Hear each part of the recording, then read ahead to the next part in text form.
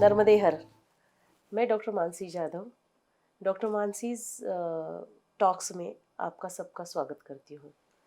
आज अपने साथ प्रशांत दादा कुलकर्णी, जिनका महाराष्ट्र में पहला गांव है पूर्ण गांव बाबरी, वहाँ पे ये एक आश्रम के साथ जुड़े हुए हैं, जहाँ पे एक बहुत अच्छी स्कूल चलती है। वहाँ पे 152 बच्चे हैं और वहाँ के आसपास आदिवासियों के लिए ये कई सालों से वहाँ पे कार्यरत है। तो आज हमारा बहुत ही खुशनसीब है हम लोग, मैं बोलूँगी कि आज प्रशांत दादा अपने बीच है और वो खुद यहाँ पे अपने साथ एक चर्चा में शामिल होंगे और हम उनके साथ ये चर्चा करके पता करेंगे कि वहाँ पे क्या क्या है, कैसी कैसी परिस्थिति है, आदिवासियों लोगों के लिए हम क्या कर सकते हैं। तो आज हम उनके साथ चर्चा में जुड़ेंगे। नमस्ते प्रशांत दादा। नमस्ते। नर्मदे हर। नर्मदे हर, नर्मदे हर। हाँ, आपका बहुत बहुत स्वागत है हमारे पॉडकास्ट में है और आपने वक्त दिया। हाँ। सबसे बड़ी बात ये है कि आपका वक्त बहुत ज़्यादा कीमती है, आप एक भी मिनट वेस्ट नहीं करते। हमने सुना है बहुत लोगों से सुना है। आज सही में हम सब लोग यहाँ पे, मेरा क्रू, सब लोग हम बहुत खुशकिस्मत समझते हैं कि आपसे आज हमारी मुलाकात हुई और आज हम आपके साथ बैठ के पॉडकास्ट कर रहे हैं। मैया की इच्छा है। जी जी जी। हाँ दादा, मुझे मौका मिला कि मैं नर्मदा की परिक्रमा कर पाऊँ। जैसे आपका पॉडकास्ट मैंने सुना था, जब तक गुरु से हम आज्ञा नहीं लेते तब तक नॉर्मली गृहस्थ जीवन के लोगों को परिक्रमा करना नहीं चाहिए, या करे भी तो ठीक है, पर ये मैंने सुना था कहीं पे। और मुझे बहुत खुशी होती है आपको बताने के लिए कि जब मैं इसका निर्णय ली कि मुझे नर्मदा परिक्रमा करना है, जो कि 6 महीने से सिलसिला चल रहा था कि रील्स देखना ही। और मैं मेरे गुरु के पास गई और एक दिन जब मेरे गुरु के पास गई, उन्होंने मुझे, जैसे मैंने एंटर किया, उन्होंने सिर्फ ये कहा कि नर्मदे हर। अच्छा।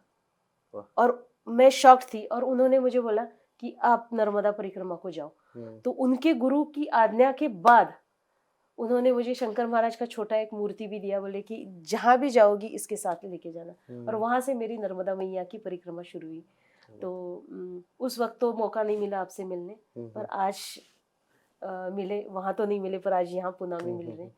तो मुझे आपसे ये पूछना है कि नर्मदा परिक्रमा या नर्मदा मैया, ये सब चीज़ें आपकी लाइफ में कब आई और कैसे आई? देखो, भारत एक ऐसा देश है, नदियों का देश बोलते हैं भारत को। बिल्कुल। क्योंकि आप पूर्व से लेके पश्चिम तक और उत्तर से दक्षिण तक जी नदियाँ ही नदियाँ हैं। जी। और जितने भी गांव या जो ग्राम संस्कृति है वो जी। नदियों के किनारे पे विकसित किनारे होती पे, है। बिल्कुल। तो अपने जितने भी बड़े बड़े या ऐतिहासिक शहर है, सब जी किसी न किसी बड़े नदी के किनारे पे हैं। बिल्कुल। अब इन सब नदियों में जैसे हम परंपरागत श्लोक पढ़ते आते हैं, जी तो जो महत्वपूर्ण नदियों के नाम आते हैं उसमें जी नर्मदा ये नाम हमेशा आता है। बिल्कुल। कोई भी आप श्लोक लीजिए उसमें जी नर्मदा ये नाम होता ही जी होता है। जी। और भौगोलिक दृष्टि से भी देखा जाए तो भारत की सब नदियाँ जो पूर्ववाहिनी है, लेकिन नर्मदा मैया अकेली जो है पश्चिम की ओर बहती है। तो उसका भी एक अचरज मुझे बचपन से था कि ये अकेली नदी उल्टी कैसी बह सकती है। बिल्कुल बिल्कुल। तो फिर बाद में मतलब एक थोड़ा डीप अगर हम जाते हैं तो पता चलेगा कि भरतखंड, इसको जम्बूद्वीप बोलते हैं, जी जो अलग तैर रहा था समुद्र में, बिल्कुल। और जब वो एशिया के द्वीप को जुड़ गया, गया। उसके बाद फिर हिमालय का उत्पत्ति वहाँ से हुई जी है। जी। और फिर गंगा जी, यमुना जी उसमें प्रकट हुई भरत भूमि में। लेकिन उससे पहले जो नदियाँ बहती थी उसमें नर्मदा जी है। तो दुनिया की सबसे प्राचीन नदियों में से एक ये निश्चित रूप से है, मतलब भौगोलिक रूप से भी अगर देखा जाए कि आप नर्मदा खंड में आप घूमी हो, आपको पता है पुराणों में भी उनका उल्लेख है। जितना मतलब जिस तरह के पत्थर उस काटे हैं उसने, मतलब 300 400 फुट अगर कोई पत्थर किसी नदी को काटना हो तो उसके लिए कितने साल जाने होंगे। तो करोड़ों साल पुराना उसका प्रवाह निश्चित रूप से है, आपको देख के पता चलता है। वो तो है। तो उसका वो पुरानापन, उसका वो प्राचीनता, और नर्मदा खंड में जो सभ्यता है वो पूरे विश्व की प्राचीनतम सभ्यताओं में से एक है। मतलब आपको तो पता होगा कि डायनासोर से अंडे से लेकर हर चीज वहाँ पे मिली। या फिर जीवाश्म संग्रहालय आप अगर देखोगे नर्मदा परिक्रमा के मार्ग पे आता है जबलपुर में, राष्ट्रीय नेशनल फॉसिल म्यूजियम है। तो उसमें पुराने जीवाश्म सब रखे हुए।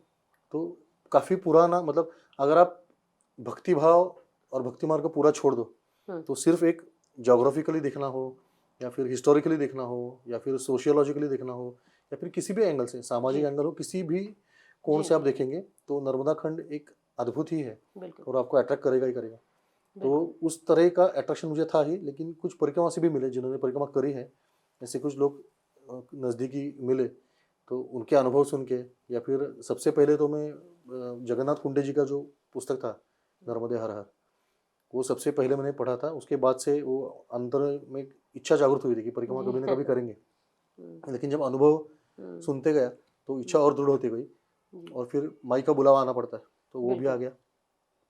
तो उसके बाद परिक्रमा अपने आप हो जाती है, आप करते नहीं, परिक्रमा हो जाती है। जी जी हम्म, जैसे बोला जाता है कि परिक्रमा हम नहीं कर सकते, वो तो मैया करवा के लेती हाँ है अपने बिल्कुल। से। तो आपने पहले कब चालू किया ये? परिक्रमा हाँ परिक्रमा परिक्रमा 2022 में मेरी हुई थी। जी मतलब पौष शुद्ध प्रतिपदा को मैंने शुरू की थी। 1 जनवरी 2022 में मैंने शुरुआत करी थी जबलपुर से जी और 165 दिन में चला था। तो 5.5 महीने मुझे लगे थे पूर्ण करने में। मतलब दिन का मैं सरासरी 22.5 किलोमीटर चलता था अच्छा एवरेज। हाँ ऐसे कुछ नहीं, मैं कभी तो 1-2 किलोमीटर भी चला, कभी 60-60 किलोमीटर चला हूँ, लेकिन उसका पर ऑन आपने एन पूरी एवरेज 22.5 पूरी की किलोमीटर परिक्रमा हाँ पूरी पूरी पूरी जबलपुर से पैदल, हाँ जबलपुर पूरी तक? पैदल, और ज़्यादातर किनारे से करने की कोशिश करी। जी जी मेरा नियम ऐसा मैंने रखा था कि दंड जो है जी मैंने वो सुना हमेशा गीला होना चाहिए मैया के गीला जल होना से। वो अगर चाहिए। सूखा हो रहा है इसका मतलब आप दूर जा रहे हैं, जी जी तो फिर मैं वापस मैया में आता था।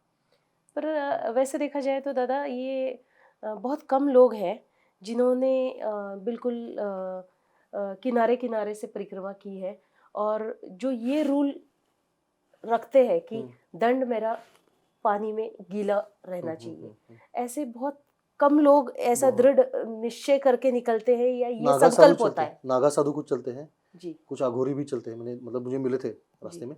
लेकिन बहुत बार मुझे ऐसे भी किसान या ग्रामवासी मिले जो बोल रहे थे कि अरे बाबा जी 1 साल में आप पहला आदमी हो जहाँ से आया है। हम्म मतलब उनकी ऐसा दुख था, हम्म, नर्मदा किनारे के जो लोग हैं उनका दुख है कि पारंपरिक मार्ग दूर दूर हो रहा है मैया से जी और लोग किनारे से आजकल चलते नहीं। उनको सेवा देने की इच्छा बहुत होती है, हम्म लेकिन कोई आता नहीं, इसलिए वो सेवा नहीं दे पाते। तो बिल्कुल हाँ, ये सब ने मुझे एक मुख से मैंने ये सुना कि आजकल यहाँ से लोग कम चल रहे हैं।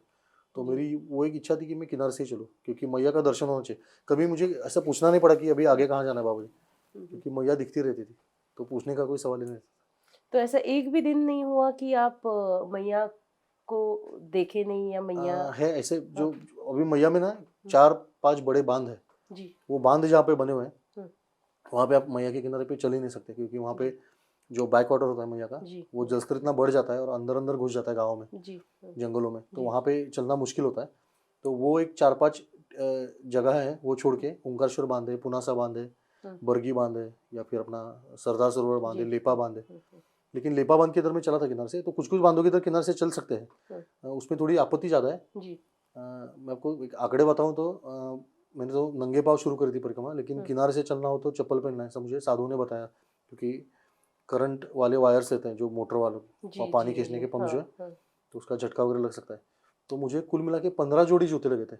बाप रे हाँ 15 जोड़ी? हाँ, तो क्योंकि किनारे से आप चलते हैं ना, तो थोड़ा हमेशा आपका जूता गीला ही रहेगा, बिल्कुल बिल्कुल तो जल्दी फट जाते हैं, या फिर टेरेन भी थोड़ा हम्म हम्म हम्म, हम्म, खराब है क्योंकि जाता नहीं कोई रास्ता। लेकिन मैया बाजू में रहती है, आनंद आता है। बिल्कुल।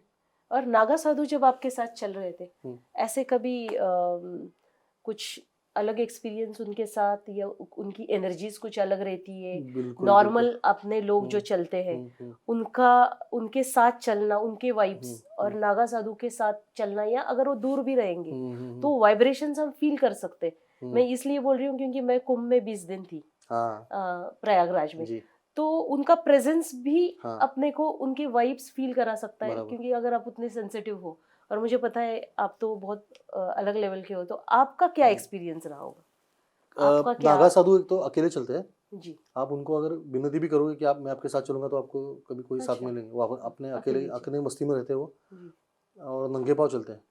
तो उनका ना मैंने बहुत बार ऐसा देखा कि तो वो जहाँ से गए ना, हम्म, वो आपको रास्ता भी ऐसा पता चलता है कि यहाँ से कोई गया होगा, इतने अच्छा उनके वाइब्स रहते हैं, बहुत पावरफुल। ओ तो मेरे सामने से एक बाबा चल रहा था, अब उनका बिल्कुल नाव गाँव पता कुछ मुझे पता नहीं, जी जी नंगे पाँव चल रहे थे।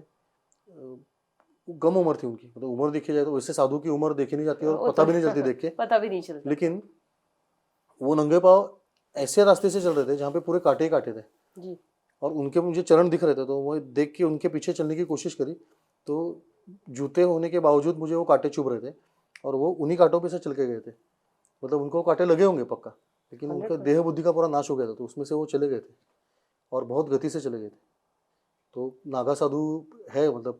या फिर मैंने एक बार एक साधु ऐसे, मेरे वो उनकी जलेरी परिक्रमा थी, मतलब मैं सीधे जा रहा था, वो उल्टे आ रहे थे, क्योंकि वो समुद्र तक जाके वापस आ रहे थे। अच्छा, हाँ, उसको क्या तो बोलते हैं? जलहरी परिक्रमा के जलहरी। प्रकार है अलग अलग। अच्छा, हाँ, हाँ, तो समंदर तक एक जाके रुंडमाल परिक्रमा होती है। वापस आना हाँ, होता है। अच्छा, इसमें कैसा जलेरी, मतलब जैसे शिव जी का हम परिक्रमा पूर्ण नहीं करते, जी हाँ, वैसे जलेरी की तरफ से वापस आते, वैसे वापस। मैया का पुराने जमाने में जहाज नहीं करते हुआ करते थे, हाँ, तो हाँ, समुद्र मतलब ये खंबात के आकाश जी में जी जी, माई को हाँ, पार करना मुश्किल था। जी जी जी, तो फिर साधु क्या करते थे, खंबात तक जाके वापस आते थे वापस उल्टा आते थे। अमरकंटक, और फिर यहाँ से फिर वापस। ओके ओके, उसको बोलते हैं जलेरी परिक्रमा। तो जलेरी। वो करने वाले साधु उल्टे चलते हैं, ओके, मतलब मैं यहाँ से चल रहा हूँ, वो सामने से आ वो रहे हैं। सामने से आ रहे होंगे। हाँ, तो एक बहुत बड़ा मतलब धामन जिसको बोलते हैं, हाँ, सांप। हाँ, कॉमन इंडियन क्रेट हम्म, सांप था। तो वो हम्म, उनके बिल्कुल ऐसा टांगों के बीच में से चला गया, और उन्होंने देखा भी, लेकिन फिर भी जरा भी हिले नहीं वो, मतलब बस सिर्फ देखा और आगे चलने लगे। मतलब उनका वो भाव मैंने देखा, क्योंकि मैं 10-15 फीट दूर था, मैं डर रहा था कि अभी इनका क्या होगा, जी, और ये सांप को देख के वापस चलने लगे। तो ये आपको पता चलता है साधु, बिल्कुल सच में अगर देखा जाए तो परिक्रमा साधुओं के लिए ही है ये। जी। मतलब गृहस्थ लोगों के लिए कैसी परिक्रमा गृहस्थों होती के लिए देखो, गृहस्थों के लिए ना, मुझे ऐसा लगता है, है? जी ये जी, मेरा मान्यता है, नहीं गलत हो नहीं, सकता है, ठीक है। हाँ, कि साधु जीवन की एक झलक है। जी जिस भी गृहस्थी को भविष्य में कहीं कहीं अगर साधु जीवन प्राप्त करना हो या साधु जीवन में जी आना है उसको, जी, तो एक एंट्रेंस एग्जाम जैसा है कि आप नर्मदा परिक्रमा करके देखो। हम्म, ये बहुत आसान है, बिल्कुल। इसमें आपको पूरा मतलब ये जैसे बहुत अच्छा बोला आपने, कॉपी एंट्रेंस कॉपी एग्जाम। रखा हुआ है बाजू में। हाँ, जैसे साधु जीवन बहुत कठिन है, लेकिन यहाँ बिल्कुल पे आपको बिल्कुल कदम कदम पे सेवा मिलेगी, भोजन प्रसादी मिलेगी, बिल्कुल सदाव्रत मिलेगा, बिल्कुल, ओढ़ने के लिए कंबल मिलेंगे। जी साधु जी जीवन जी, में ये सब मिलेगा इसकी गारंटी नहीं बिल्कुल है, यहाँ पे मिलता है। और फिर अपेक्षित है कि आप साधु की तरह चलो, साधु की तरह रहो, पहनावा साधु की तरह रहे। जी, मतलब आजकल मैं जो देख रहा हूँ कि थोड़ा सा अलग अलग कारण से लोग पहनावा भी बदल रहे परिक्रमा का। बिल्कुल ये होना नहीं चाहिए ऐसा लगता है। बहुत आसान सी चीज़ है, आपको कुछ मतलब अलग कुछ नहीं करना है। बिल्कुल। जैसे सफ़ेद वस्त्र है, सफेद वस्त्र पहनने। उसका कारण है, मतलब कितना भी दूर से आगे, अभी हम जब आश्रम में बैठते हैं तो पता चलता है कि अरे परिक्रमा से आ रहे हैं। एक अलग दिखता है वो परिक्रमा से, सफ़ेद रंग का कपड़ा है तो दूर अच्छा से पता चलता है कि कोई आ रहा है। अच्छा, या फिर आजकल वो तरह तरह के हैट, पनामा हैट और ये सब हाँ पहनते हैं। हाँ हाँ, तो ये सब परिक्रमा में नहीं होना चाहिए। बहुत आसान है, मतलब जैसे अभी ये वस्त्र आपने लिया है, बस इसको ऐसे बांध दिया तो उसका हो गया। बस इतना देखिए। आसान है, ये बांध दिया हम्म, बन गया। तो इतना अगर आप करोगे तो आपको बिल्कुल। कोई ज़रूरत नहीं। ये हमें मतलब, क्योंकि इसके कारण भी है, हाँ जैसे आप चल रहे हो, मैं हाँ आपको अभी डेमो ही दिखा रहा हूँ हाँ, बिल्कुल सही। कि हाँ, जैसे मैं जंगल में चल रहा ये हूँ, बहुत बड़ी बात है, ये बस बिल्कुल इतना कर सही लिया है। तो आपका ये हो गया। हम वहाँ वेकेशन पे या टूर पे नहीं है। आपको हाँ, कुछ पेड़ है, अगर सर में बिल्कुल लग जाए डाली तो लगेगी नहीं। बिल्कुल हाँ, कुछ सर में गिरे तो भी लगेगा नहीं। बिल्कुल, पसीना आ रहा है उसको सोख रहा है, आपको कोई आवाज़ सुनाई नहीं दे रहा, आप अंदर भजन करे हो, आपको मुझे अभी अच्छा कितनी सुनाई दे सुंदर रहा है। बात है। हाँ, बस इतना करना है। बहुत अच्छा। तो ये छोड़ के आप कैप, हैट, अभी तो बहुत अलग अलग प्रकार के, मुझे बाम्बू के हैट मैंने देखे हैं, हाँ हाँ ऐसे तरह तरह के पहनते हाँ, मैंने भी हैं। देखी अभी। जरूरत नहीं है, मतलब परिक्रमा का जो पारंपरिक वेश है ना, हम्म, उसमें आप रहो, बस बढ़िया है। बिल्कुल। नंगे पाँव चलो तो और भी अच्छा है, लेकिन आजकल दुर्दैव से क्या हुआ है, परिक्रमा किनारे से अगर है तो नंगे पाँव अच्छी चल सकते हैं आप, क्योंकि वहाँ पे एकदम नरम मिट्टी है, अच्छा सुखद रहता है पाँव के लिए। अच्छा, कोई अभी कांटे जो, वगैरह नहीं हाँ, है। कांटे हैं, कांटे भी बहुत है, लेकिन आप नीचे देख के ही चलते हो ना, जो जी नंगे पाँव जी, चलता है वो कभी इधर उधर देखेगा ही नहीं। हाँ हाँ, वो तो ध्यान हाँ, से ध्यान चलेगा। से हाँ, चलेगा, हर कदम पे ध्यान रहेगा, और वही बिल्कुल चाहिए। बिल्कुल वही अभी चाहिए। और एक कदम बिल्कुल की परिक्रमा है ना, एक ही बिल्कुल कदम चलना है बस बिल्कुल आपको। बिल्कुल, लेकिन डांबर रोड से जो सड़क से हाँ चलते हैं ना, हाँ, उनके लिए बहुत दिक्कत है, क्योंकि वहाँ पे गिट्टी डली हुई रहती है, डांबर गर्म हो जाता है या गर्म हो कंक्रीट जाते भी हैं। गर्म हो जाता है। जी जी, तो इस केस में नंगे पाँव चलना बिल्कुल अच्छा नहीं है। लेकिन आप किनारे से चल रहे हो बिल्कुल, तो नंगे पाँव मैं मतलब जब भी किनारे से चला, मैं जूते हाथ में लेता था। जी हाँ, क्योंकि वहाँ पे जो मैया का स्पर्श है, आपको वो जल का हम्म, स्पर्श होता है, तो बिल्कुल। बहुत सुखद रहता है ऐसा। और मैंने कुछ आपके किस्से सुने हम्म, कि आप कहीं दलदल में फंस गए थे। हाँ, हाँ, वो और तो बहुत वहाँ बार। पे कोई ऊपर बच्चा कोई भैंस चराने के लिए, हाँ उसकी हाँ, भैंस गाय को या लेके आया था गाय एक बच्चा, कहीं हाँ पे हाँ। निकल गई, इसलिए वो आ गया। ओ, और जैसे आप चिल्लाने लगे, हाँ हाँ आपको लगा कि खत्म, अभी मैं हाँ हाँ, आपके नाक तक वो बिल्कुल यहाँ दलदल तक में पानी आप आता गए बराबर। थे। तो वो क्या था और वो कहाँ था? ये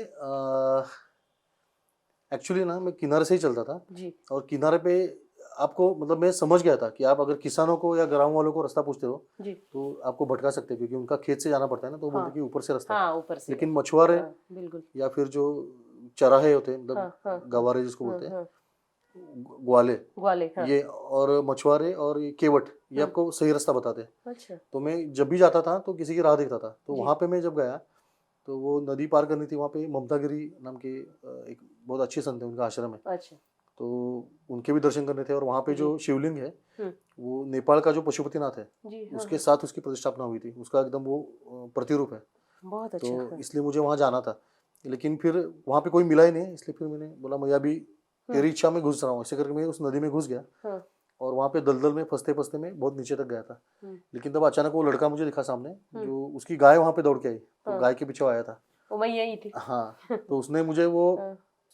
धीरे धीरे रास्ता बताया, इधर आ जाओ इधर आ जाओ। तो उसको ऊपर से दिख रहा था हाँ। कि पर जमीन, आप अंदर थे इसलिए रेत के आपको टीले पता रहते नहीं हैं, चल हाँ रहा तो होगा। रेत के टीले रहते हैं अंदर, वो उसको जी दिख रहे थे, मुझे नहीं दिख जी रहे थे जी जी हाँ। क्योंकि मैं पानी के अंदर था। बिल्कुल। तो वो देखते देखते फिर मैं आ गया बाहर, और मतलब कठिन था वो प्रसंग, लेकिन मैया ने तार दिया। तो ऐसे आते प्रसंग बहुत, मतलब जी। 2-3 बार ऐसा हुआ कि मैं लगभग गया था, लेकिन माई पे अगर भरोसा है ना तो बिल्कुल हो जाता है। बिल्कुल। कोई ना कोई, सब फ्रीक्वेंसी का खेल है, किसी के अंदर वो फ्रीक्वेंसी जाग जाती है कि अरे चलो यहाँ जाके हमें को बचाना है इसको। देखो ये कितनी बड़ी बात है जो दादा ने बोली कि फ्रीक्वेंसी का खेल है ये सब। हाँ, आज पूरी दुनिया क्वांटम फिजिक्स पे बात कर रही है, फ्रीक्वेंसी पे बात कर रही है, बिल्कुल। वाइब्स पे बात कर रही है। तो हमारे साधु संत कितने ग्रेट थे, और जहाँ उनके चरण स्पर्श हुए हैं वहां पे आज भी वो जगह, आज भी वो वाइब्स वहां पे है, आज भी वो तरंगे वहां पे है। बिल्कुल। किसी ना किसी रूप में मैया आपको वहां पे किसी ना किसी रूप में किसी को भेज देती है, बच जाता है। मैं ऐसे हजारों वीडियोस उसका है। ग्रहण करने के लिए तो परिक्रमा है, बिल्कुल। मतलब जो बोलते हैं ना कमंडल से कमंडल टकराता है, ऐसे जी हाँ, बोलते हैं। उतने साधु हाँ, संत है तो सूक्ष्म रूप में। इतने लोगों ने वहाँ पे तपस्या करी है जी जी। कि उनकी अगर संख्या गिनी जाए तो कमंडल को कमंडल टकराएगा, टकराएगा। फिर भी वो पूर्ण नहीं होगा मैया का बिल्कुल। किनारा। इतने लोगों ने वहाँ पे तप किया हुआ है, तो आपको वो चलते समय फील होता है, आपको कुछ दिखेगा नहीं, जी लेकिन वहाँ के जो एक अलग, जैसे अभी मंडला क्षेत्र है, जी। उस क्षेत्र में जो मैया है ना, आपको इतना अलग फ्रिक्वेंसी लगता है वहाँ पे, मतलब वहाँ पे जो शांति है आपको, आप जो, वैसे तो हम बहुत नदियों के किनारे घूमे रहते हैं, बिल्कुल लेकिन मैया के किनारे जो आपको एक पवित्रता, शुद्धता और एक सात्विकता का अनुभव होता है ना, बिल्कुल। वो और कहीं नहीं होता, और आपकी मनोअवस्था एकदम तरल हो जाती है वहाँ पे। और बिल्कुल। अभी तो लकीली मैया के किनारे अब तक कोई ज़्यादा बहुत बड़ा इंडस्ट्रियलाइजेशन या फिर जी ऐसा कुछ हुआ नहीं है, या जी। फिर बहुत ज़्यादा फ्रिक्वेंसी का ये भी नहीं है। 2-3 बड़े बड़े शहर है, जबलपुर है, नर्मदापुरम है, हाँ अंकलेश्वर है, बिल्कुल बस ये 2-3 बड़े शहर छोड़ दिए तो मैया का किनारा अभी भी थोड़ा सा सुरक्षित और थोड़ा सा जंगलों से भरा हुआ है, तो बिल्कुल ये बहुत अच्छी बात है, और बिल्कुल उसका सही। अनुभव करने के लिए परिक्रमा करनी चाहिए। बिल्कुल। अभी अभी हम जो देखते हैं कि कई सारे लोग पैदल परिक्रमा कर रहे हैं, ये ग्रुप्स में रहते हैं, और कई सारे आश्रमों में, जैसे हम भी खैर वो भी हम गलत भी नहीं बोल सकते उसको, सही भी नहीं बोल सकते। आजकल के रिस्पॉन्सिबिलिटीज़ होते हैं, घर में भी देखना होता है। तो मैं खुद डॉक्टर हूँ, तो कई सारे रिस्ट्रिक्शंस थे, पर चलो मैया का आदेश आया, या मैया चाहती थी इसलिए हम लोग गाड़ी से किए परिक्रमा। पर ये गाड़ी से परिक्रमा करते हुए मुझे एक चीज़ बहुत ज़्यादा जो समझ में आई, कि लोग जब आश्रम में रहते हैं तो आश्रम में जाने के बाद लोगों के बहुत सारे डिमांड्स देखे मैंने, कि मुझे चादर चाहिए, मुझे ब्लैंकेट चाहिए।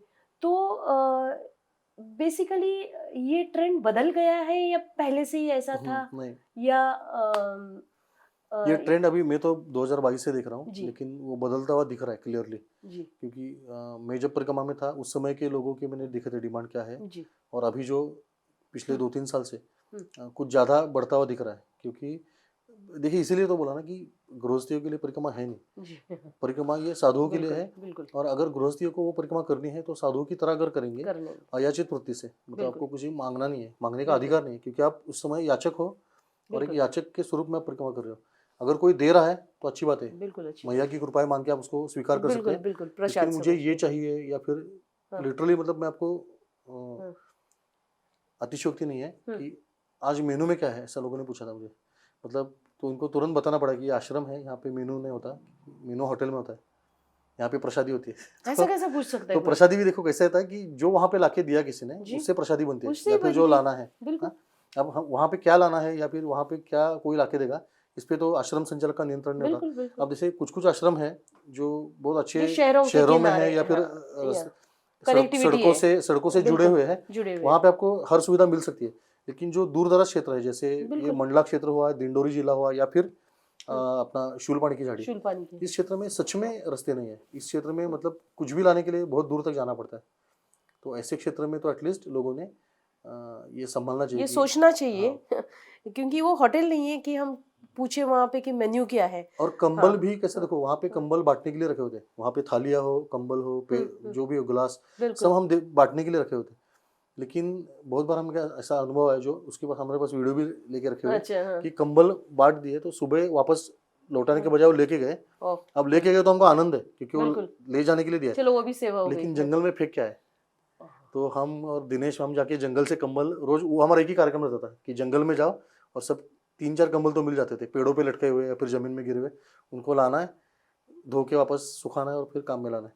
तो ये नहीं करना चाहिए। तो ये बहुत गलत ये है। कोई परिक्रमा से नहीं कर सकता, ये वही बिल्कुल, आदमी कर बिल्कुल। सकता है कि जो जमा करने के लिए निकला है। बिल्कुल, बिल्कुल। तो आजकल वो वृत्ति वो थोड़ी लोग सी भी दिखते आजकल, हैं। हाँ, मैंने वो भी देखा कि हाँ। अभी मैं यहाँ पे नाम नहीं लूंगी हाँ। दादा।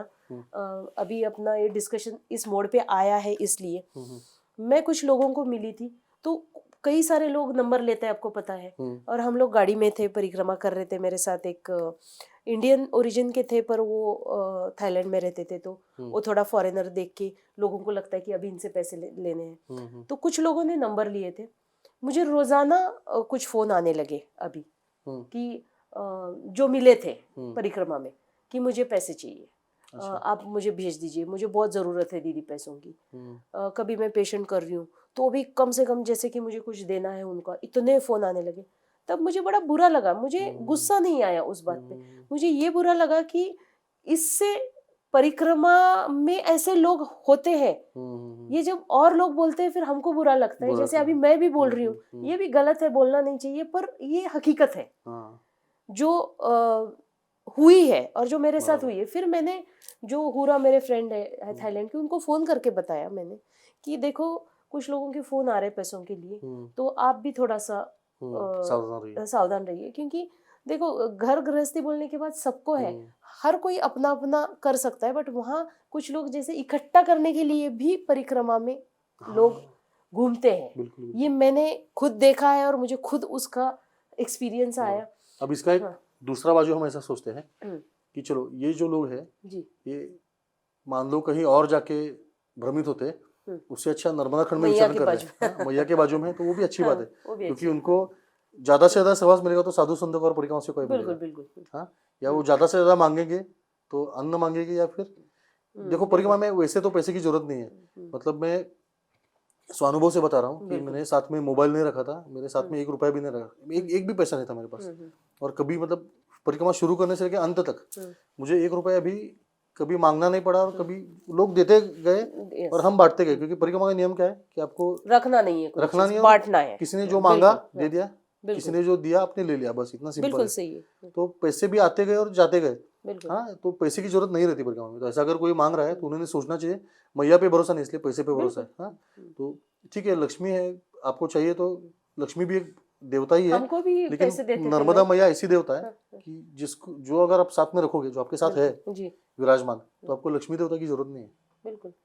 आपको बताऊंगी भैया, जिस दिन आखिरी दिन हमने ओमकारेश्वर में आके संकल्प छोड़ा, उस दिन कमंडलू, दंड, कपड़े, जितना भी गाड़ी में था, आपको मैं झूठ नहीं बोल रही हूँ, सारी चीजें हमने दे दी लोगों को, क्योंकि पता नहीं ये अननोइंगली एक भाव आ गया।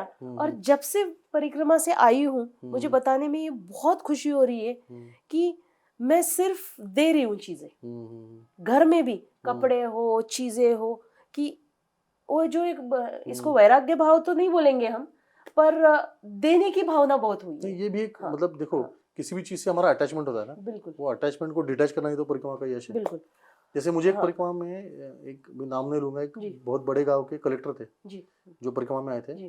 अब उन्होंने बताया ना था तब कलेक्टर है, जब मुझे कुछ दिनों के बाद पता चला कि वैसे इतने बड़े बड़े पद पे थे, तब कुछ कारण में उस गांव में गया था, तो उनके घर जाना हुआ, तो कलेक्टर थे, बहुत ही बड़ा घर था, एकदम आलीशान मकान था, और बहुत मतलब वो बेड ही लाखों रुपए का बेड था, वो असली लकड़ी का, बहुत सुंदर। तो वो मैंने देखा, तो मैंने पूछा उनसे कि परिक्रमा के बाद आपके जीवन में क्या बदलाव आया जी? तो बोले ये जो बेड मैंने बनवा के लिया था, तो जब से मैं परिक्रमा से आया हूँ तो मैं जमीन पे सोता हूँ। तो जमीन पे एक चटाई डाल के सो जाते हैं। तो ये बदलाव कितना बड़ा है देखो। बहुत बड़ा बदलाव। कलेक्टर मतलब एक बिल्कुल, प्रकार का बिल्कुल। राजा है आज का। तो बिल्कुल। राजा अगर जमीन पे सो रहा है तो ये वैराग्य उत्पन्न करना, ये तो परिक्रमा का यश है। नर्मदा वैसे मैया वैराग्यदायिनी है। यस, वैराग्यदायिनी ही बोला जाता है परिक्रमा में। तो ये मैं खुद भी अनुभव कर रही हूँ कि जैसे देने का भाव, और जैसे अच्छे अच्छे लोग जुड़ने भी लगे हैं मुझे परिक्रमा के बाद। जैसे अभी ये लड़के भी है, बच्चे लोग भी हैं, तो ये लोग भी जुड़ गए। तो अच्छा लगता है कि, और ये इन लोगों का भी एक देने का बहुत भाव है, ये बहुत प्योर है मन से। वरना इतना टाइम प्रैक्टिस करके, घर देख के, बाकी के भी सोशल वर्क में भी मैं हूँ, इतना टाइम नहीं रहता, पर मैं इन लोगों को बहुत टाइम देती हूँ, क्योंकि ऐसा लगता है कि चलो कुछ तो अच्छा कर रहे हैं। सही बात। और हम जैसे लोग इनको सपोर्ट नहीं करेंगे तो और कौन करेगा। सही बात। तो कहीं ना कहीं इन लोगों के सपोर्ट की वजह से भी ये पॉडकास्ट हो रहा है, ऐसे मैं बोल सकती हूँ। और and lot of gratitude to all of you, यहाँ पे सारे लोगों के लिए। ये ना यही असली उम्र है। हाँ, कर्तृत्व की असली उम्र जो है ना, वो जो अंग्रेजों की शिक्षण प्रणाली हमने स्वीकार करी, उसके बाद से हमारा पराक्रम का वह आगे आगे जा रहा है। बिल्कुल बिल्कुल। जो मेरे ख्याल से 13 से 23 100% पराक्रम का हुआ है। 13 से 23 में आप जितना पराक्रम कर सके कर लो। अभी चलो ज़्यादा एजुकेशन में अपने वो तो समय पूरा शिक्षण में चला जाता है, बिल्कुल। लेकिन फिर भी 30 तक, 33 तक, उसके आगे मत ले जाओ। परिक्रमा में अभी हम देखते हैं ना कि जो 60, 70, 80 साल के परिक्रमा से चलते, बहुत कष्ट, मतलब उनके पाँव फटे हुए हैं, किसी के पैर फ्रैक्चर हो गए, कोई चल नहीं पा रहे, किसी का शुगर हाई हो रहा है, किसी को कुछ हो रहा है, मतलब बहुत सी बीमारियां लेके चलते हैं। अब फिर भी परिक्रमा उनकी हो जाती है, लेकिन इसका जो तकलीफ है मैया को होती है, क्योंकि माई है, उसको आपके बच्चे को संभालना है, तो उसको आपको संभालते संभालते चलेगी। मेरा सबसे निवेदन है कि अगर परिक्रमा करने की इच्छा है, तुरंत, अगर आपकी जिंदगी में वो प्रायोरिटी आपको लगती है ना, तो सबसे पहले आप सब छोड़ छाड़ के नर्मदा परिक्रमा कर लो। उसके बाद आपकी जिंदगी बदल जाएगी। उसके बाद का जो आपका जीवन है वो पहले जीवन से बहुत अलग, बहुत समृद्ध और बहुत अच्छा रहेगा। तो इसीलिए जो अभी हम भाबरी में भी जो स्कूल चला रहे हैं, उसका मुख्य कारण यही है कि जो असली शिक्षा का उम्र है वो एक बार बीत गई, बिल्कुल, उसके बाद आप कितना भी सिखाओ, आदमी इतना अच्छी तरह से ग्रास्प नहीं कर सकता। जो ग्रास्पिंग शक्ति जो है, प्रज्ञा, मेधा और प्रतिभा, ऐसी बुद्धि के 3 भाग बोलते हैं, तो जो ग्रहण शक्ति, प्रज्ञा जो है ना, प्रज्ञा इस उम्र में ज़्यादा रहती है। तो इसलिए बच्चों पे हम काम करें, क्योंकि हमने बड़ों को भी बोल के देखा। अपने स्कूल में कितने बच्चे हैं और क्या क्या हो बच्चे, ताकि अभी अपने दर्शकों को भी पता चले कि भाबरी करके जो हमारा गाँव है, हाँ, 152 बच्चे अभी पढ़ रहे हैं। बहुत अच्छा। पूरे क्षेत्र के हैं, मतलब आसपास के 1-2 गांव के भी बच्चे आते हैं, कुछ बच्चे वहाँ पे आके रह के भी पढ़ रहे हैं। पढ़ाई मतलब एक ट्रेडिशनल आपके सामने आएगा कि जैसे पहली कक्षा, दूसरी कक्षा, तीसरी कक्षा, या फिर आज ये विषय वो विषय, ऐसी हमारी पढ़ाई नहीं। बहुत अलग तरह का स्कूल है। सबको पढ़ना लिखना आना चाहिए, और तुम जिस परिसर में रहते हो या जिस परिस्थिति में रहते हो, उस परिस्थिति का आपका पढ़ाई होना चाहिए। मतलब आपके यहाँ पानी कहाँ से आ रहा है, बनना चाहिए। हाँ, आपके यहाँ पे मिट्टी कहाँ से आ रही है, पानी कहाँ से आ रहा है, आपके यहाँ से खाना कहाँ से आ रहा है, आपके यहाँ पानी क्यों नहीं है, कितनी सुंदर बात। आपके यहाँ पेड़ लगाने तो कौन से लगाने हैं, कैसे लगाने हैं, उनको परवरिश कैसे करना है, रोड्स अगर बनाने तो कैसे बनाने हैं, या फिर क्लास कोई सिस्टम ही नहीं है, खुला स्कूल है, कितना सुंदर है। हाँ, आप हमारे स्कूल में अगर आओगे ना, एक गोबर से लिपी हुई दीवार है, उस पर चूने से हमने अक्षर बनाए हैं। वो अक्षर सब बच्चे पढ़ सकते हैं। तो उनको एकदम रटा के लिया पूरा, क्योंकि वही उनके जीवन का आधार है। अक्षर है वो, बिल्कुल, अक्षर इस शब्द में सब है। वो कभी क्षरण नहीं होगा, वो ऐसा अक्षर है। वो एक बार उनके दिमाग में बैठ गया ना, तो उसके ऊपर वो कुछ भी कर सकते हैं। तो अपने अपने नाम वगैरह लिखना तो बहुत ही सिंपल बात है, वो तो अपने आप कर देंगे। जब बच्चे को अंदर से इच्छा होती है कि मुझे कुछ सीखना है, तो वही शिक्षण की शुरुआत है। और हम ऐसे करते हैं, हम किसी कभी फोर्स नहीं करते। आप YouTube पे वीडियोस देखेंगे तो बच्चे नाच रहे हैं, खेल कूद करते करते नाचते हैं। और खेलकूद पे भी ज्यादा हम ध्यान दे रहे हैं, क्योंकि ये जो आदिवासी बच्चे हैं, इनकी विशेष मतलब उनकी शारीरिक विशेषता है कुछ, इनकी दौड़ लगाने की क्षमता, या फिर इनकी जो नज़र है बहुत तेज है।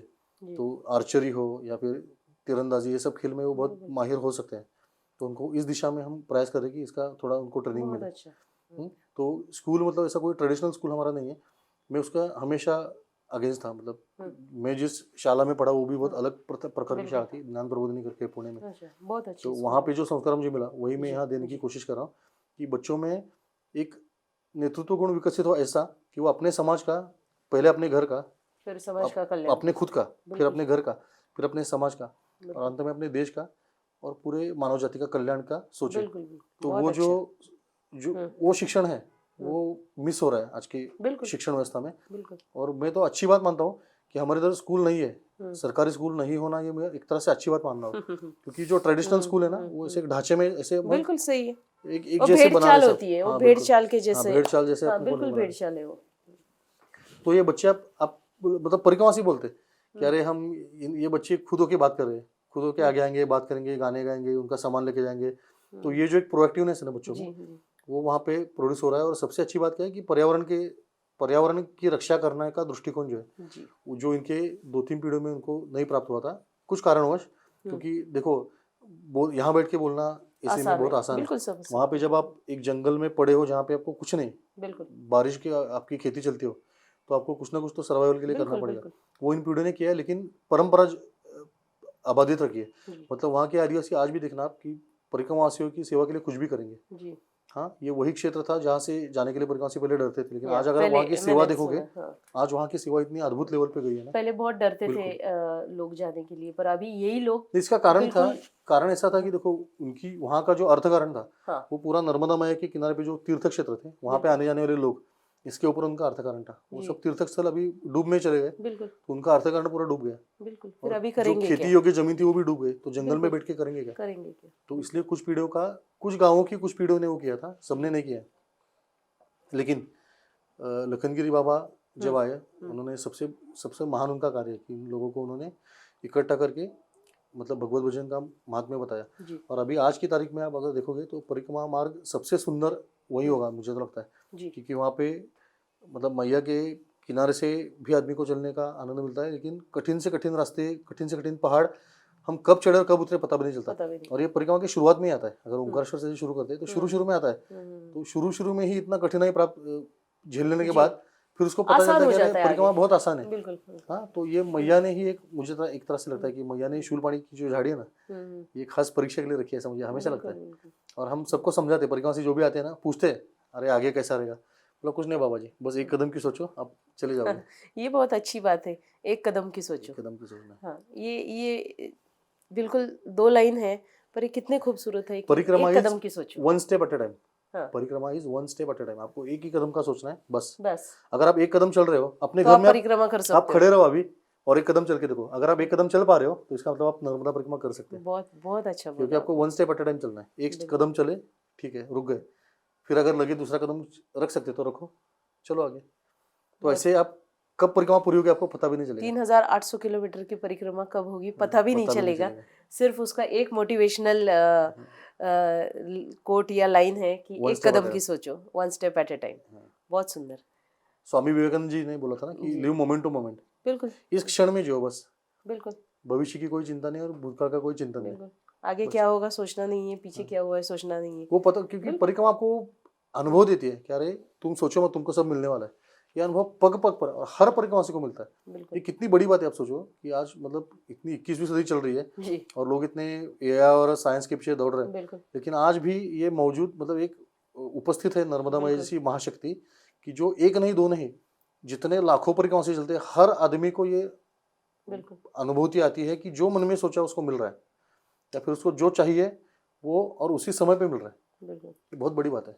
और ऐसे भी नहीं कि कई लोगों के हम इंटरव्यूज भी देखते, उनका मन अगर कुछ कर रहा है, कुछ खाने का या कोई चीज़ चाहिए, तो या कहीं गलत भी जा रहे हैं, जैसे हमारे साथ भी कई बार अनुभव हुआ कि हम मैया लांघने वाले थे, हमारी गाड़ी जिस डायरेक्शन में जा रही है उसके ऊपर नर्मदा मैया का लगाया था, हमने बोर्ड लगाया था। तो पीछे से मोटरसाइकिल लेके हमारे पीछा करते थे और बोलते थे कि मैया मैया रुको, आगे मत जाना, यहाँ से लांघोगे आप। अच्छा। मैया तो हाँ खंडित होगी परिक्रमा आपकी। देखो उनको क्या पड़ी है, पर फिर भी। और जैसे आपने अभी बोला कि जितने भी जंगल है, शायद शूलपानी का जंगल जैसे आपने बताया कि अभी भी आबाद है, उतने पेड़ है, उतनी झाड़ी है वहाँ पे। शायद इन लोगों की ही मेहरबानी है, आदिवासी लोगों की, कि आज भी जंगल आबादित है। बिल्कुल बिल्कुल। क्योंकि जहाँ भी जाओ, जैसे मैं भी आदिवासी गांव में पिछले 12 साल से 14 साल से काम करती हूँ वाड़ा में, तो मैं हमेशा सोचती हूँ आदिवासी लोग हैं इसलिए जंगल है, बिल्कुल। वरना अगर ये लोग नहीं होते तो शायद ये भी काट के वहाँ पे बड़े बड़े हाँ। टावर हाई राइज बिल्डिंग्स बना देते हैं ये शूलपाणी government। झाड़ी में जो हाँ। नर्मदा परिक्रमावासियों की सेवा की पहल जिन्होंने करी, जी फूदला गार्दिया पावरा नाम के हाँ आदिवासी हाँ हाँ थे, हाँ मतलब वहाँ के एक प्रकार से राजा ही मानता हूँ मैं उनको, जी क्योंकि उन्होंने जो बचाया हुआ जंगल है, जी खप्परमाल की जो पहाड़ी आपको दिखती है, हाँ हाँ उसमें जितना भी जंगल बचा है वो इनके बदौलत बचा है। ये बहुत हाथ में तीर कमान लेके रक्षा करते थे। वो कितनी खूबसूरत बात मरते है। दम तक उन्होंने लंगोट पहना है। मैंने कभी उनको पूरे का वस्त्र में देखा नहीं, जी हमेशा लंगोट, मतलब शुद्ध आदिवासी जीवन हाँ हाँ जिए वो, कभी मतलब जरूरत से आप ज्यादा। मिले हो उनसे? हाँ बिल्कुल बिल्कुल, अरे वाह। उन्होंने तो मुझे, उनके कारण ही तो हाँ मैं शायद आपको शूलपाणी में झाड़ी में आ स्कूल गया। हाँ वहाँ पे नहीं, उनकी शूलपाणी इच्छा झाड़ी थी। में उनकी इच्छा थी, उन्होंने मुझे हाँ रोक हाँ के ये रखा। मैंने देखा है हाँ। वो उनके आखिर के 6 महीने उन्होंने मुझे पकड़ के रखा था, तू मत बहुत जा, अच्छा। तो बोलते थे महाराज तू मत जा, तू रुक, ऐसे बोलते। तो उनकी देखो, उनकी वाणी तो बहुत मैया अच्छा। की वाणी, 35 साल से बिल्कुल परिक्रमावासियों की बिल्कुल सेवा करे। अब देखो उनका जो गांव था सादरी, हम्म, वो डूब में आ गया था, हम्म, तो उनको रेवानगर करके बहुत अच्छी जगह पे सपाट जमीन का हाँ गवर्नमेंट ने पूरा उनको दे दिया था जी कि आपको यहाँ की जमीन आपकी डूब में नहीं, रिलोकेट ये किया आपको अच्छा हाँ जमीन मिल रहा है। जी तो इन्होंने बोले नहीं, मैं परिक्रमावासियों की सेवा नहीं कर पाऊंगा, इसलिए फिर भाबरी में धावड़ीपाड़ा जो क्षेत्र हाँ है वहाँ हाँ पे जंगल में आके रुके वो, हाँ ताकि परिक्रमावासियों की सेवा कर सके। और वहाँ पे रुक के उन्होंने सेवा करी। वहाँ पे रोड भी कुछ नहीं था, जब मैं परिक्रमा गया तो रोड जी नहीं था, अभी अभी रोड आया, अभी टंकी पानी की व्यवस्था धीरे जी धीरे हो रही है, लेकिन कुछ नहीं था तब उन्होंने जो सेवा दी ना, वो सबसे बड़ी बात है। और उन्होंने वो जंगल पूरा संरक्षित किया है। तो बहुत उन्होंने अच्छा। जितना जंगल बचाया, अभी हमने रिप्लांटेशन या हाँ रिफॉरेस्टेशन के लिए वो भी आपके वीडियोस भाबरी देखे का मैंने। साइड क्यों चुना, क्योंकि हाँ वहाँ पे ऑलरेडी जंगल मौजूद है। रिप्लांटेशन हो हाँ, रहा है तो वो जहाँ पे जंगल मौजूद है वहाँ से आप लगाना चालू करो, जी। तो ग्रोथ का चांसेस अच्छे रहते हैं पेड़ों के। और शायद आप हाँ मैया के किनारे से आप पेड़ लगा रहे हो हाँ, ताकि तो लोग वहाँ से वहां किनारे तक से हम जा जा रहे हैं धीरे सके। धीरे। हाँ तो परिक्रमा मार्ग पे पेड़ लगाने की हमारी हाँ कोशिश चल आपकी रही है, मंशा क्योंकि है हाँ, रास्ते पे अभी पेड़ नहीं रहे जी छायादार वृक्ष, तो छायादार वृक्ष ज्यादा से ज्यादा तो हो सके। छाया से लोग चलते रहे हाँ, वहाँ। नर्मदा माई देवराई नाम से हम वहाँ पे बिल्कुल कर रहे हैं। एक देवराई नाम की संस्था है पुणे में, बिल्कुल रघुनाथ जी डोले सर उसके बहुत संस्थापक, अच्छे और मतलब से वो भी मतलब बहुत बड़े महात्मा है। मैं तो बिल्कुल उनको बिना दाढ़ी वाले महात्मा मानता हूँ, क्योंकि अच्छा बिना कुछ किए जब से रिटायर्ड है ना, उन्होंने सिर्फ अपने खुद की लागत से, खुद की पेंशन से पेड़ देके वो पूरी मुफ्त में बांटते हैं। और इससे 1000 देवराई करने का उनका स्वप्न है। तो उसमें से हमारी बहुत अच्छी बात है ये आप 300 लोगों को भी नोट करना हाँ चाहिए। 387 नंबर की हमारी देवराई है, अरे वाह, 387 नंबर की देवराई हमें प्राप्त हुई। जी और उसमें वो क्या करते 400 पेड़ देते हैं यूजुअली एक जी देवराई में। हमारा क्षेत्र जब वो देखे गए, उन्होंने 16,000 पेड़ दिए। वाह हाँ, और 16,000 के बहुत 16,000 पेड़ लगे हुए हैं बहुत अच्छी तरह से। हाँ। और उनको पानी देने की व्यवस्था हम की है। एक सज्जन है आनंद गुजरात के, उन्होंने ट्रैक्टर और टैंकर का ट्रॉली दिया है, जी तो उसमें से हम पेड़ों को पानी देते हैं, संजय भाई पटेल करके। हाँ। तो ऐसे बहुत से रेवा भक्त जुड़े हुए हैं, जो कोई ना कोई, अभी हम वहाँ पे एक नर्सरी भी बनाई हुई जिसमें से पेड़ हम वहाँ वहीं पे बनाते हैं, क्योंकि वहाँ पे पेड़ लाना मुश्किल होता है थोड़ा, जी जी, वहीं पे पेड़ बना के वहीं पे लगाते हैं ऐसा। बहुत अच्छा तो पेड़ लगाना, सीड बॉल्स बनाते हैं, जैसे बीज गोले हम जिसको बोलते हैं, देशी जो बीज है जंगल जी के, वो जमा करके उसके पैसे बच्चों को मिलते हैं। अगर वो कोई जमा करके लाएंगे बीज, तो उनको हम अच्छा। पैसे देते हैं। ये कितनी खूबसूरत बात है। हाँ, और हाँ? फिर अभी तो बच्चे देखो बहुत सेवा खूबसूरत। भाव उनमें जग रहा है ना, हाँ तो कितनी बच्चे कितनी बड़ी बात है। पैसे हाँ, लेने से मना कर रहे हैं। हाँ सेवा भाव जग रहा है हाँ, ना। हाँ बोल रहे कि बिल्कुल। नहीं, इसके पैसे नहीं लेंगे बाबा जी, क्योंकि आप अच्छा काम कर रहे हैं। बहुत सुंदर। तो ये जगना, ये हमारा हेतु है कि अंदर से सेवा भाव जब जग जाएगा ना, तो और आपने आपके बच्चों को इस प्रोग्राम का पार्ट बनाया है, अरे तभी तो इतना। मैं सच हाँ, बताऊं, हाँ, मैं बहुत ये अच्छा। कहना बहुत गलत है कि मैं इनको कुछ सिखा रहा हूँ। मैं ये इन खुद ही बच्चों से सीखे। हर दिन कुछ सीख रहा हूँ, बहुत। हर दिन इन बच्चों से मैं सीख रहा हूँ। ये बच्चे देखो आप, मतलब बिना पानी के, बिना चप्पल के, बिना कपड़ों के, बिना कुछ उनको सुविधा है, कुछ नहीं, कुछ नहीं, बिल्कुल। ना मोबाइल है, कुछ नहीं, लेकिन फिर भी इनके पास जो जो आनंद है ना, वो आनंद की जो अवस्था है ना, तो वो हम मिस कर रहे हैं यहाँ पे। बिल्कुल। यहाँ पे तो हम सब सुविधाओं में बैठे हैं, बिल्कुल। कितने खुश होना चाहिए। हाँ, तो वो जो फिर भी आनंद दुखी है, है। हाँ, हाँ, हाँ, वो आनंद मैं उनसे हाँ, सीख रहा हूँ, कह रहे नहीं, ये आनंद, बिल्कुल। ये इस आनंद के लिए मेरा जन्म हुआ है, इसको मैं खोना नहीं चाहिए मैंने। बिल्कुल। तो वो बच्चे ना हर दम मुझे कुछ ना कुछ नया सिखाते हैं। मैं सबको बताता हूँ कि देखो, कोई अगर आप सोचना कि जैसे हम तो बहुत बड़े, मतलब सबके बैंक बैलेंसेस रहते हैं, या फिर एफडी रहेगी, या फिर कहीं इन्वेस्टमेंट रहेगा, प्रॉपर्टीज रहेगी, ये सब जी, करके गहने वहने, गोल्ड सिल्वर बिल्कुल। विल्वर सब करके, क्या फेक करेंसीज आजकल वो है ना, हाँ, वो सब क्रिप्टो क्रिप्टो सब में करके, और फिर भी आदमी अनसिक्योर्ड है, कल मेरा क्या होगा। और यहाँ पे एक आदिवासी बंदा है जिसके खुद के 18 बच्चे हैं, जिसका किसी बैंक में खाता नहीं, जिसको वो अनपढ़ है, पढ़ नहीं पाता, लिख नहीं पाता, जो कोई गाड़ी नहीं चला पाता, जिसके पास कोई गाड़ी नहीं है, कुछ भी नहीं, जिसके पास कुछ नहीं, जिसके पास खुद की जमीन नहीं है, बिल्कुल। जिसके पास खुद का कुछ भी नहीं है, ऐसा आदमी अगर खुद के 18 बच्चों का पेट भर के आने वाले तो 50-100 परिक्रमावासियों के पेट अगर भर रहा है तो उसका जीवन सक्सेसफुल है, और कितनी उससे बड़ी हमने बात कुछ है। सीखना चाहिए। और खुद का नहीं, सिर्फ उसके साथ उसके 20-25 जानवर थे उनके पास, उनके पेट भर रहे हैं, सबका पेट भर रहा है, बिल्कुल। और राजा की तरह जी रहा है, जंगल भी बचा रहा है। और क्या चाहिए। तो और क्या चाहिए? बिल्कुल। यशस्वी जीवन का वो एक बहुत अच्छी, बिल्कुल। उनके पास कुछ नहीं, 1 रुपया नहीं रहता था, लंगोट, एक लंगोट पे हमेशा रहा है वो आदमी। लेकिन जो भी आता था महात्मा, बड़े बड़े महात्मा, उनको प्रणाम करते हुए मैंने देखे। क्यों? क्योंकि निस्वार्थ सेवा है। सेवा परमो धर्मः, सेवा बहुत बड़ा आप अपना। इनसे कैसे मिले। मैं परिक्रमा में आया था। अब मैं जब परिक्रमा में, मैं तो बहुत चला था उस समय, क्योंकि गर्मी के दिन थे, हम्म, और गर्मी में बैठने के लिए जगह ही नहीं थी, मतलब कोई बिल्कुल। छाव रहे तो मैं बैठता, छाव ही नहीं तो मैं चलता रहा। तो ऐसे 2 दिन में भूखा चल के उनके उधर आया था। तो उनके घर में पूरे खाली एक झोपड़ी थी, बस पूरी खाली थी, और ये अकेले थे महात्मा अंदर। तो आते ही उन्होंने मुझे, लंगोट पे थे, आते ही मुझे पूछा उन्होंने कि खाना खाया क्या? मेरा नहीं बाबा जी, मैं तो भूखा हूँ। तो उन्होंने, उनके पास एक टोकरी थी, उसमें एक भाकरी थी, तो उन्होंने भाकरी मुझे दे दी और इतना मिर्च का गोला दे दिया। तो मैंने तो ऐसे ही खा लिया फटक से, क्योंकि और 2-3 भाकरी में खा सकता था, इतनी भूख थी। अब जब देखा मैंने कि टोकरी खाली होगी तो मैं समझ गया। तो फिर मैंने बोला, बाबा जी आपने भोजन पाया क्या? तो बोले, तेरा पेट भर गया ना, तो फिर मेरा भी पेट भर गया। वाह। अब मैं तो शॉक में, क्योंकि उनकी मैंने सोचा रोटी खा ली उनकी रोटी मैंने। मैंने खाली। अब इतने में उनकी माता जी, मतलब उनकी पत्नी आई, झांझली बाई। तो झांझली बाई सर पे 2 हंडे लेके पानी लेके आई, तो वो उन्होंने रखा। तो मैं बाहर जाके उनको पाँव छुआ, बोला, मैया आपने भोजन पा लिया? तो बोली, नहीं, अभी अंदर जाके पाऊंगी। रोटी तो आपने खा ली। तो उनके नाम की वो रोटी थी, जो दोनों मिलके आधी आधी खा लेते, वो उन्होंने मुझे पूरी दे दी। तो तब मुझे पता चला कि देखो, मैं बहुत आश्रम देखा थे किनारे पे, लेकिन ये ऐसी जगह थी जहाँ पे उनके पास जितना था, हाँ, उन्होंने पूरा दे दिया। आपके पास बहुत कुछ है, उसमें से आपने निकाल के थोड़ा दिया, तो वो भी बहुत बड़ी बात है, लेकिन आपके पास जो है वो सब कुछ दे देना, हाँ, ये बहुत ही बड़ी बात है। और फिर तो उसी समय एक मन में निश्चय जगा था कि अगर मुझे कुछ जिंदगी में कभी कुछ मिला तो मैं सबसे पहले इस आदमी को दूंगा, क्योंकि इसके पास जो था उसने पूरा लुटा दिया मेरे पे। तो परिक्रमा के बाद मैया की कृपा से समय था, तो अभी समय दे रहा हूँ वहाँ पे। और उनकी भी इच्छा थी, वो बोले कि वो, उनकी विशेषता ये थी कि 2 दिन के आगे किसी को रुकने नहीं देते थे। 2 दिन हो गए तो बोलते थे, बाबा जी झोला उठाओ और चलो, एकदम सीधा, ब्लंटली। तो मुझे वो मैया की कृपा से कभी ऐसा बोले नहीं। वो हमेशा बोलते, मैं जाने लगा तो हाथ पकड़ देते, रुक तू रुक ऐसे बोलते थे। तो पहली बार आप मिले और आप परिक्रमा करके फिर वापस हाँ, तो वहाँ परिक्रमा आए। के बाद उनका लड़का एक्चुअली पुणे में जॉब, उसका ना घर के बाहर शेर ने उसका बैल खा लिया था। अच्छा। हाँ, तो उनका कैसा है, खेती का काम रहता है, 4 महीने जो खेती है उसी पे उनका काम रहता है। हाँ। और अभी खेती का काम चालू होगा और बैल खा लिया ओह। बाघ ने। तो उसको कुछ ना कुछ करके बैल के लिए 22,000 रुपये जमा करना था। अच्छा। तो 22,000 रुपये की नौकरी ढूंढने के चक्कर में वो पुणे आ गया। अच्छा। अब उसको कहीं से मेरा नंबर मिल गया, क्योंकि मैं तो परिक्रमा में हाँ, फ़ोन नहीं था, हाँ, मेरे हाँ, दोस्त का नंबर उसको दे दिया था मैंने। हाँ, उसने मुझे फ़ोन किया कि मैं जॉब ढूंढ रहा हूँ, तब मुझे एकदम अंदर वो पूरा चित्र आ गया। हाँ, वो रोटी वो फोदला, सब। दिनेश फोदला पावरा बोलने के बाद मुझे एकदम क्लियर हुआ कि अरे यही बच्चा है कि जो मुझे मिला था वहाँ पे। अब ये अगर वो छोड़ के यहाँ आएगा तो वहाँ पे रोटी कौन खिलाएगा? हाँ, क्योंकि फोदला मामा की तबीयत ठीक नहीं चल रही थी, उसी से मुझे पता चला। तो फिर हम बोले कि चलो, तुझे पैसा चाहिए कि सम्मान की जिंदगी चाहिए? तो बोला, मुझे सम्मान की जिंदगी चाहिए। बोला, वो तो तुझे परिक्रमा की सेवा करके भी मिल सकती है। तो बोला, मुझे पता नहीं कैसे करना है। बोला, चल अपन देखते हैं। तो इसलिए हम फिर बाबरी में आए।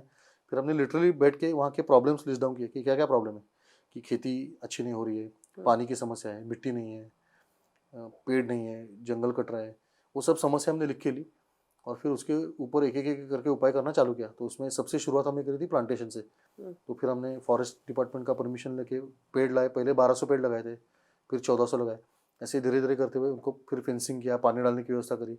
तो फिर सोलर मोटर लिया। ऐसे एक एक धीरे करते करते अभी तो बहुत अच्छा सीन है वहाँ पे। अभी तो बच्चों, फिर उसमें बच्चों को इन्वॉल्व किया, क्योंकि बड़ों को तो समझा समझा के थक जाते हैं अपन। जी। बड़े वो बन चुके मोल्ड हैं, नहीं हाँ, होते, वो हाँ ऑलरेडी मोल्डेड रिजिड है, होते हैं बहुत, उनको हाँ। मोड़ना बहुत वही, मुश्किल है। बिल्कुल, लेकिन ये ना मिट्टी के से नाजुक गोले से जैसे। गोले जैसे, आपको जैसा मोड़ दो मोड़ जाएंगे। बिल्कुल। तो उनसे उनको बांध बनाना सिखाया मैंने। तो हमने तो एक बांध बनाया था, एक हफ्ते में बच्चों ने लगभग 35-36 बांध बनाए अलग अलग। हर हर बच्चे ने अपने इसमें नाले में जाके अपना अपना बांध बनाया।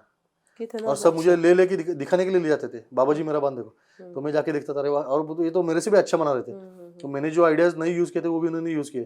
तो सागवान के पत्ते बित्ते लगा के ऐसा अच्छा, तो उनसे मैं सीखा कि अरे हाँ, ये भी कर सकते हैं। हाँ, तो उनके सब बांध मैंने देखे।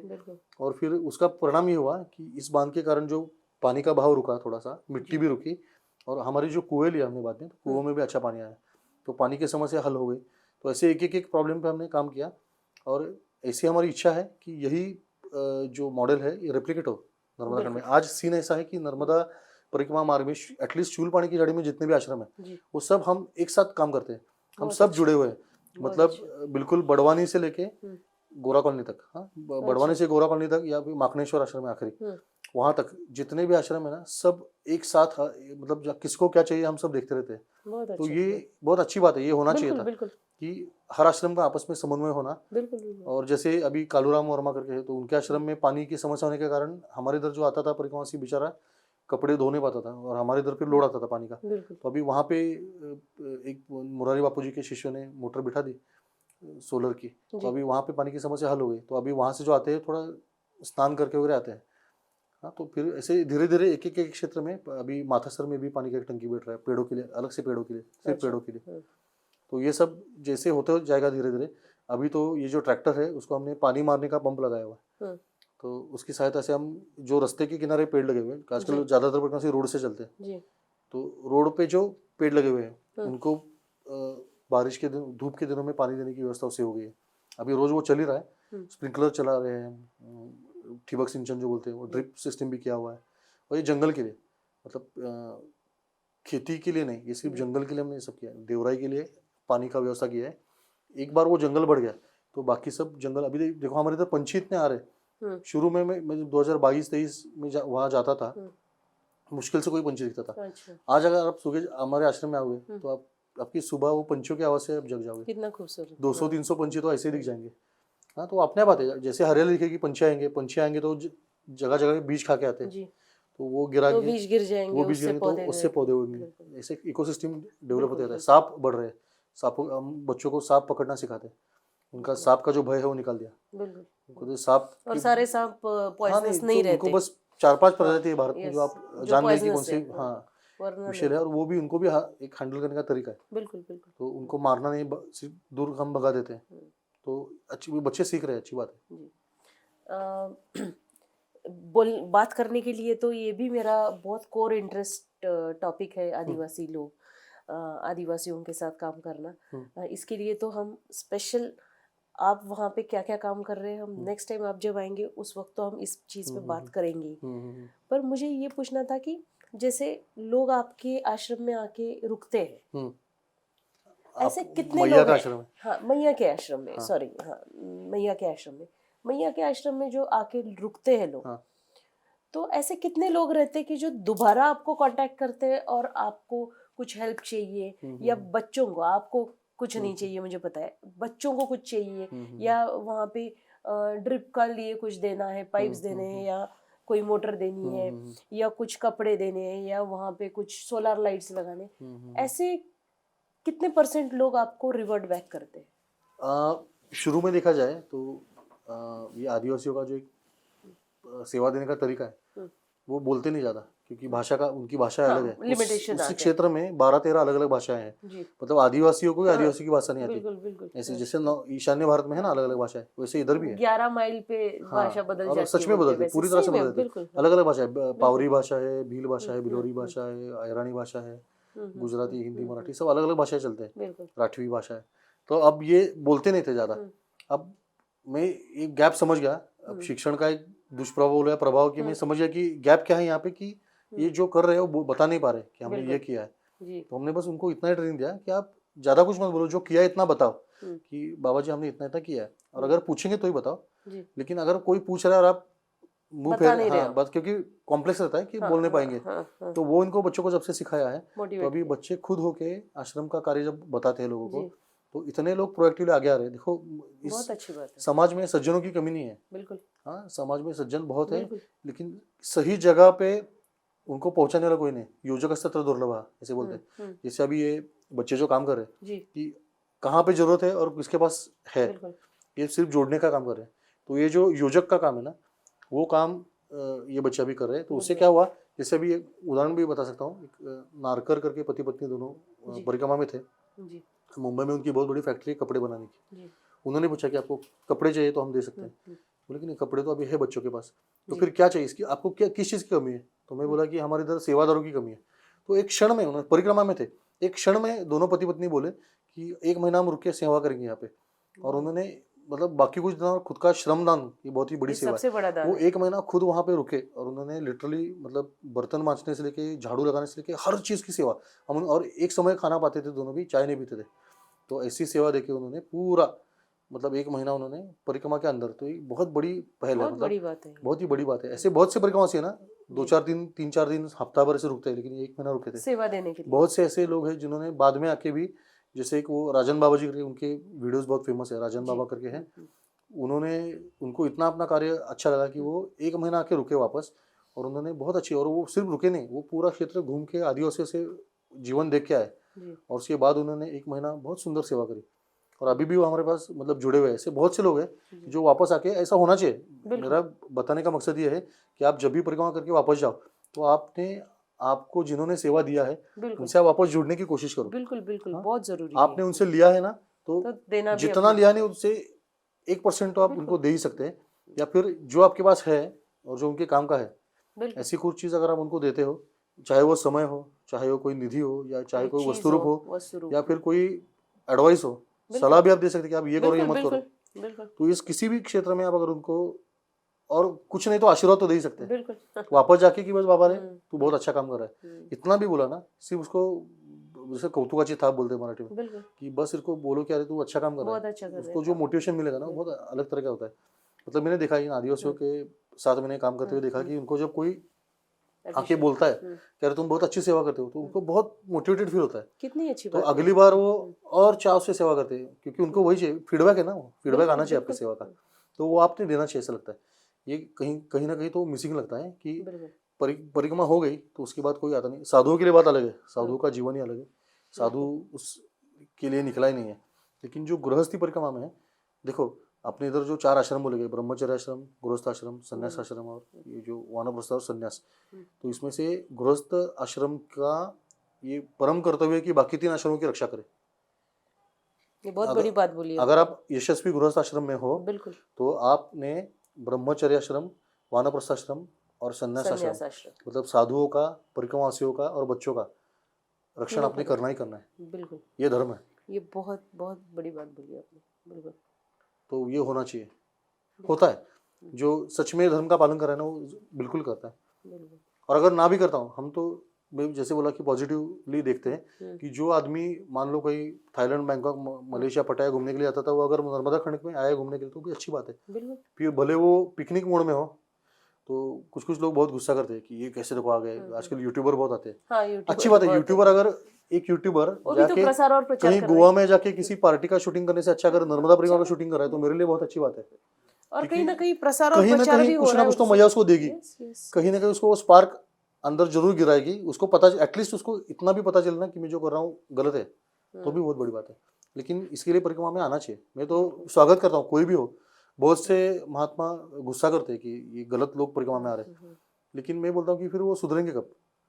अगर सब सुधरे हुए आएंगे तो फिर वो परिक्रमा रहेगी नहीं। और चलो किसी ना किसी रूप से कुछ ना कुछ तो उनके कुछ तो पाप धुल जाएंगे वहां पे, बिल्कुल, या कुछ वो ना मैया कुछ देती तो है। मैया उनको देंगी।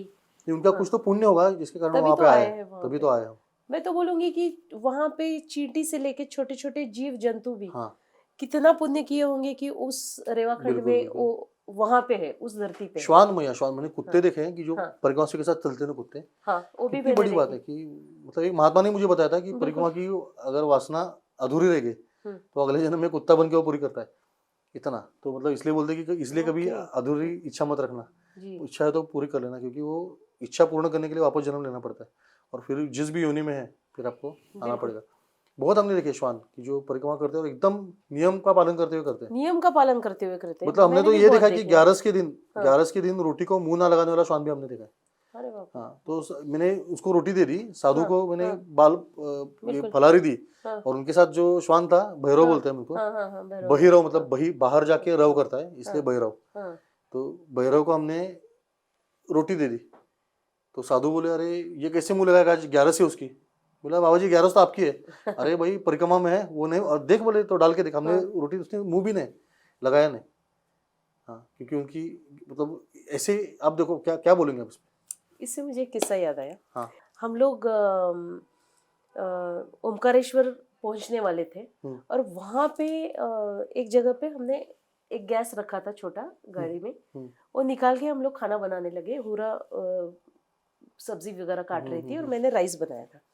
तो वहां पे एक श्वान आया, तो मैंने सोचा कि चलो यार उसको थोड़ा कुछ खाना देते हैं, एक आध कुछ राइस वगैरह था या कुछ बिस्किट्स थे, कुछ देते। और वैसे जमीन पे नहीं डाला, हमने एक प्लेट रखी और उसमें रखा। उसकी फोटोज भी है मेरे पास, हो सकता है तो ये इसमें हम डालेंगे। ऐसे बैठ गया वो, और इतनी डिसिप्लिन से बैठा ना कि वो मुंह नहीं लगाया। हमारा पूरा खाना हो गया दोनों का। हमने वहाँ की जगह पूरी क्लीन की, और हम सोचते थे कि जहाँ भी पानी है उस जगह पे हम रुकते थे ताकि बर्तन धो सके हम। तो रास्ते के बाजू में ही खाना बना रहे थे हम। पूरा होने के बाद, हमारा खाना होने के बाद, जब हमने प्लेट में उसको सिंपल सा राइस रखा और जब हम गाड़ी में बैठने निकले ना, तब वो वहां से उठ के फिर वो जाके खाना खाया। अच्छा। तो मुझे बड़ा अजीब लगा। मैं बोली इतना डिसिप्लिन, और वो भी जंगल में, कैसा हो सकता है? नहीं है तो आप अगर थोड़ा सा भी खाना दोगे तो 2 मिनट में भाग के आके, नॉर्मली कोई भी अगर जंगली कुत्ता है तो वो खा ही लेगा। बट ये भी हमारे लिए बहुत, अभी आपने श्वान की बात बोली तो उससे मुझे एकदम वो किस्सा याद आया। नर्मदा खंड के जानवर भी अलग है, जानवर भी अलग है वहाँ पे। हाँ, कहने का मतलब है बड़ा अजीब एक्सपीरियंस था वहाँ इतने गाय बैल आपको मिलेंगे, कोई भी कभी आपको सिंह नहीं दिखाएगा, कभी नहीं। जी। मुझे परिक्रमा में इतने मतलब मिले ना मवेशी, कोई आपको सिंह नहीं मारेगा, कोई आपको मतलब जरा भी कुछ नहीं अटैक करेगा। आपका एक शेर का किस्सा था। हाँ हाँ, तो वो जरा शेर तो बताना। नर्मदा खंड में ना, आपको बताता हूँ आपकी जानकारी के लिए, कि नर्मदा मैया के किनारे में, मतलब 200 किलोमीटर के बरीग में, जिसको आप संरक्षित अभयारण्य बोलते हैं, या फिर जो नेशनल सेंचुरी है प्रॉपर, जहाँ पे डिक्लेयर्ड सेंचुरी, या फिर टाइगर प्रोजेक्ट हो, ऐसे 52 जंगल है। हाँ, वो पूरा लिस्ट मेरे पास है कि कौन कौन से हैं।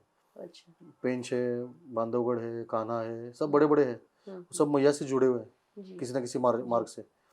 तो ये ओंकारेश्वर के पास भी, ओंकार जी के पास भी ना बहुत सारे जंगल है, जो 3-4 जंगल वहाँ पे मिलते हैं। हाँ, तो वहाँ पे शेरों का क्षेत्र है। तो वहाँ पे च्यवन ऋषि आश्रम है, जहाँ पे च्यवनप्राश का निर्माण होता है।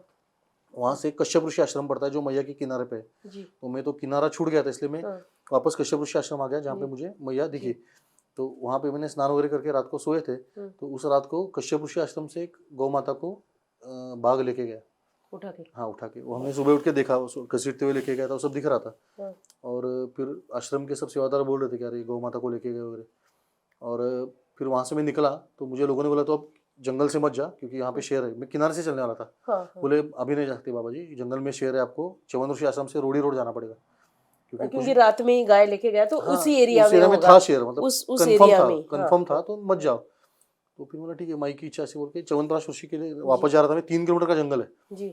मैं बीचों बीच आया था 1.5 किलोमीटर, और जैसे ही 1.5 किलोमीटर में आया तो वो शेर ने दहाड़ लगाना चालू किया, बहुत जोर जोर से। और वो शेर की दहाड़ आप जंगल में सुनोगे, वो इतनी भयंकर रहती है, आपको पता नहीं चलता कहाँ से आ रही है, वो चारों तरफ से आ रही है। तो मैं देख रहा हूँ यहाँ से आ रही है कि यहाँ से आ रही है, और मैं जाऊँ तो जाऊँ कहाँ? मैं अगर यहाँ चलने लगता तो मुझे लगता था कि आवाज़ यहीं से आ रही है, मैं यहाँ चलने लगता तो लगता है यहीं से आवाज़ आ रही है। दहाड़ बहुत जोर की थी। और फिर तो मैंने सोचा कि एक जगह पे खड़ा रहूँ। एक ही जगह पे खड़ा रहा मैं, पूरा पसीना पसीना, मतलब मैं जिंदगी में, हाँ, सर से लेके पाँव तक पसीने से मैं पूरा गीला हो गया था। बाप रे, हाँ। और ये 1-2 मिनट नहीं, 10 मिनट वो दहाड़ रहा था जोर जोर से। वो एक्चुअली बेसिकली उसका तो पेट भर गया होगा, शायद खा लिया होगा उसने। हाँ, तो अभी ना जंगल में थोड़ा दहशत पैदा करते हैं कि ये मेरा जंगल है, हाँ, कोई मेल टाइगर होगा। वो टेरिटरी बनाने के चक्कर में उसका चल रहा था। लेकिन उसकी आवाज का जो प्रभाव है वो मैंने उस समय देखा, और मुझे पता चला कि हम कितने शूद्र हैं, मतलब कुछ नहीं कर सकते। पहले तो मैंने बहुत सोचा था, जब आश्रम में पता चला कि शेर है तो मैं उसको डंडा दिखाऊंगा, फिर लगा कि मैं उसको कुछ करूंगा, सामने आएगा पत्थर फेंक के मारूंगा, फिर मुझे लगा कि मैं गले में कुछ पहनूंगा। लेकिन जब उसकी एक्चुअल दहाड़ सुनाई देती ना, तो आप कुछ नहीं कर सकते। तब पता चला कि शेर है और आदमी आदमी है। तो अच्छा है, मतलब जब भी शेर था, अभी हमारे भाबरी में भी शेर आ रहे हैं आजकल, वो, हाँ, बहुत अच्छी बात है, मुझे अच्छा लगता है। हमने जो देवराई बनाई है, देवराई के अंदर अभी 2 महीने पहले 2 मेल टाइगर्स की टेरिटोरियल फाइट हुई है, और वो 6 मिनट हमने सबने सुनी। 6 मिनट हम उनकी आवाज़ सुन रहे थे कि दोनों का झगड़ा चल रहा था। अंधेरा था, रात का समय था, दिखा नहीं, लेकिन वो हमारा कंपाउंड तोड़ के अंदर आए थे, उसमें उनके बाल सब मिले हमको। तो है, शेर है उस क्षेत्र में, और वो अच्छी बात है। अभी भारत में जो टाइगर प्रोजेक्ट हुआ था, उसका यश अभी भी दिख रहा है। ऐसा माना जाता है कि बाउंड्री छोड़ के बाहर निकले हुए टाइगर्स की संख्या भी 1200 के ऊपर गई है। अरे वाह, तो ये बहुत अच्छी बात बहुत है, अच्छी बात है। क्योंकि वहाँ जहाँ पे शेर जाता है, अभी देखो हमारे भाबरी में जब भी शेर आता है हम्म, तो 1-2 हफ्ते कोई वहाँ पे जानवरों को छोड़ता नहीं चराने के लिए, ओके। तो उतने पेड़ बढ़ जाते हैं। हाँ तो शेर चलो, है हाँ वो हाँ, जंगल का बिल्कुल, रखवाला है, यस, और जो मगरमच्छ है वो जल का रखवाला है। माइकल जी सवारी है, बिल्कुल, हाँ, जहाँ पे मगरमच्छ है वहाँ पे मछलियाँ बहुत मिलेगी आपको। अच्छा, वो जल की रक्षा, वहाँ पे पानी शुद्ध रहेगा, वहाँ पे कोई प्लास्टिक कचरा कोई नहीं मिलेगा। अच्छा। और जहाँ मगरमच्छ नहीं है वहाँ पे मैया बहुत गंदी रहती है। ऐसा है। ये बहुत ये जंगल के रखवाले हैं। बिल्कुल।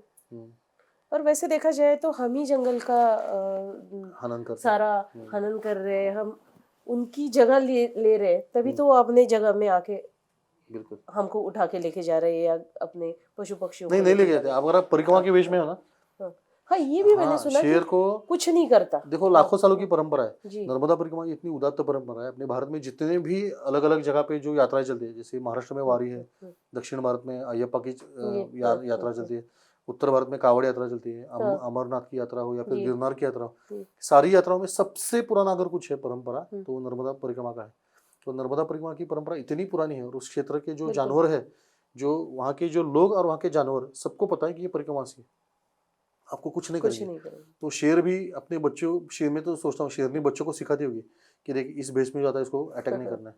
बिल्कुल, तो इसलिए वो भेष का जो महत्व है ना, सफेद कपड़े पहनो सर को। शायद उसका भी हाँ, इसका कारण एक ये है अलग कि अलग ये जो जंगली इम्पोर्टेंस जानवर है। जो है ना, बिल्कुल, आपको पहचानते कि ये परिक्रमा से है। बिल्कुल, अगर आप टूरिस्ट की भेष में रहोगे, आपने बिल्कुल, 6 पॉकेट पैंट जी, पहना जी, है, रेड कलर का टी शर्ट है, और पनामा हैट है, हम्म, आपके पीछे हॉवर साइकिल लेके आप चल रहे हो, वॉकिंग स्टिक लेके, तो शायद शेर आपका हमला कर सकता है।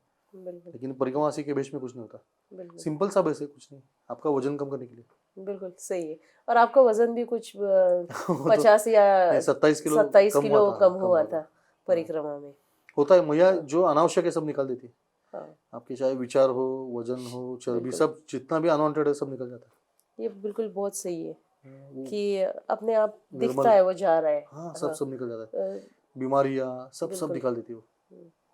एक बहुत अच्छी लाइफस्टाइल जिनको मिलती है परिक्रमा में, बिल्कुल, और फिर वो कंटिन्यू करने का इच्छा जग जाता है। बिल्कुल। परिक्रमा करने के बाद आदमी बदल जाता है।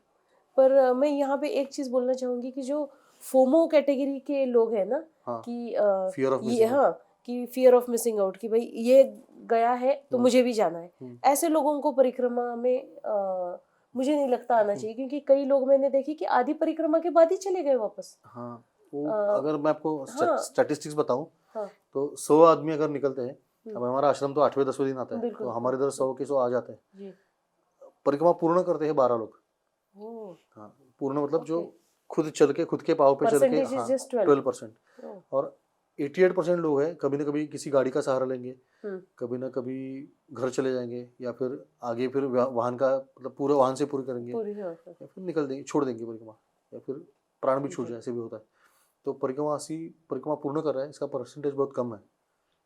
बिल्कुल, तो मैया उन्हीं से पूर्ण कराती है जो परिक्रमा के नियमों का पालन करती है। इसलिए नियमों का बहुत पालन, नियमों जरूरी, का पालन में जो बार बार बोल रहा हूँ, बिल्कुल, बिल्कुल, आपके वो करने के कारण आप एलिजिबल रहते हो परिक्रमा करने के लिए, बिल्कुल, और वो आपके अच्छे मतलब आपके अच्छाई के लिए। आप बिल्कुल, नियमों का पालन जितना कम करोगे, आपको दिक्कत होती जाएगी। बिल्कुल। ऐसा है। दादा, मुझे इस मौके पे आप यहाँ हो तो मुझे एक चीज़ आपसे बोले तो निवेदन भी करना है, और आपसे परमिशन भी चाहिए मुझे, कि अगर कुछ लोग हैं ऐसे कि जो अपने स्कूल के साथ जुड़ना चाहे, जी, ये तो उन लोगों को हम क्या मैसेज दे सकते हैं इस पॉडकास्ट के थ्रू? अच्छा। अब देखिए यहाँ पे जो आदिवासी बच्चे अभी पढ़ रहे हैं, जी, कोई पारंपरिक शिक्षा से नहीं है, लेकिन जो भी शिक्षण क्षेत्र के अगर तज्ञ हैं जो ये सब जानते हैं, तो मैं आपको हमें स्वागत करते हैं कि आपको ये सब आपका स्कूल समझिए, आप आइए, क्योंकि देखो ये सब अपने ही बच्चे हैं, अपने देश का भविष्य है। बिल्कुल, अगर हम अपने बच्चों को तो सबसे बेस्ट जो है वो लाते चीज़ देखो, लेकिन इन बच्चों के लिए अगर कुछ करना है तो आपको जो भी लगता है अच्छा है, और जो उनके विकास के लिए अच्छा है, मतलब उनको अपने को सब रेडीमेड देके स्पॉइल भी नहीं करना है, जैसे अपने बच्चे बिगड़ जाते हैं। हमारी इधर सबसे अच्छी बात क्या, अभी मोबाइल नहीं पहुंचा, इसलिए सब बच्चे इतने शार्प क्यों हैं, क्योंकि मोबाइल के एडिक्ट नहीं है, वो स्क्रीन एडिक्शन नहीं है। बिल्कुल, तो उन बच्चों को जो भी अच्छा आपके पास अगर है देने के लिए, तो हम आपका स्वागत करते हैं। वहाँ पे दिनेश पावरा और उसकी पत्नी रमीला पावरा दोनों पढ़े लिखे हैं। दिनेश 12वीं तक पढ़ा है, रमीला को भी 10वीं में बहुत अच्छे मार्क है, बहुत 92% अच्छे, मार्क है उसके। हाँ, तो वो दोनों मिलकर स्कूल चलाते हैं। बहुत अच्छी बात है। उनको हम जितनी सहायता कर सके, जितना हम उनके पीछे मतलब उनको एक बैकिंग मिलता रहे, सपोर्ट उतना वो अंतःप्रेरणा से वो करेंगे। स्कूल चलाएंगे। क्योंकि देखो